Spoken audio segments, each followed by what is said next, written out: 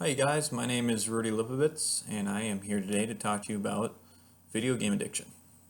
And we need to start treating excessive video game playing as an extremely negative addiction. Millions of people in the United States and countries across the world are extremely addicted to video games. It's not uncommon in our current society for your average 20-year-old or your average 16-year-old male to be playing anywhere from 5 to 6 hours a day. I know many people like this, and I'm sure you know those people too. This addiction can ruin people's lives and is currently not treated as a serious addiction by the majority of our society. And this is a problem. Now, why do I care so much? Well, it's because I've lived through it myself for a short period of time in my life, and I've also seen it directly affect people whom I care for. So I used to play video games as much as my parents would let me growing up. I'd basically hop on my Xbox in the afternoon, go play Call of Duty, NBA 2K with the buddies, and usually my parents would kind of let me play for about 2 hours or so, max. And that was on a good week, to be honest with you. There'd be some days where they wouldn't let me play at all. And if it were up to me, I would have played 10 hours a day or as much as I possibly could during middle school and all the way through high school. Now, thank God they didn't let me do that. And instead of playing video games, I spent my time studying, did pretty well. Was able to get a job, work, make some money while I was in high school, so that was nice. And I got good enough grades to the point where I earned a scholarship at the University of Arizona, which I was pretty proud of for academics, and got to go there for a pretty cheap price. So the problem arose as I was given the complete freedoms of college. I was no longer under the rule of my parents and spent hours upon hours playing video games in my dorm. It got so bad at the point where I was playing pretty much 8 hours every single day, and I pretty much saw nothing wrong with it. Now, using all this time up on video games made for very little time for me to do schoolwork or socialize or anything.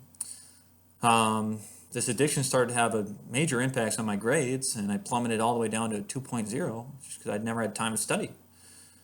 Even when I wasn't playing video games, I was just thinking about video games. That's all I ever thought about. So you can't focus when you're addicted to them. I ended up getting to 2.0, which resulted in me getting revoked of my academic scholarship and me losing my dream college and having to go back home. It took me a while, but I realized that my addiction for video games was majorly affecting my goals that I wanted to achieve in life. Losing that scholarship and with it my dream school was not worth the endless hours of video games I played. And I was lucky because when I realized that, I got mad. I was like, I blamed video games. I was just like, you stole, or in a sense, I'm like, video games stole, my dream school away from me. And it created a disdain in my brain for video games because I just felt like that it had taken away my dream school from me. And honestly, I got lucky because I used that anger against it, and I was so mad about video games that it kind of snapped out of it and ended my addiction. I'm like, I have to change. I'm not going to play anymore. So made a disdain for it. So I got lucky. My 20-year-old brother, on the other hand, hasn't been so lucky. He was on an almost full ride academic scholarship at Arizona State University. This was a few years ago, and he was studying mathematics. Same situation as me, kind of just plummeted, was playing probably even more than I was, just 8 hours every single day, not really studying. And if you're a mathematics major, you're on scholarship, they hold you a high standard. Wasn't able to attain that scholarship and he had to come back home. He then carried that addiction right back home with him and steadily plays at least 6 hours a day up until this day. And he was doing that while he's been attending a mix of community college and online schools. It's resulted in poor grades for him as he just doesn't have enough time to fit in work, school, and then play 7 hours of video games on top of that. I mean, it's been to a point where he's been playing for 12 hours a day, and that's just something you can't do.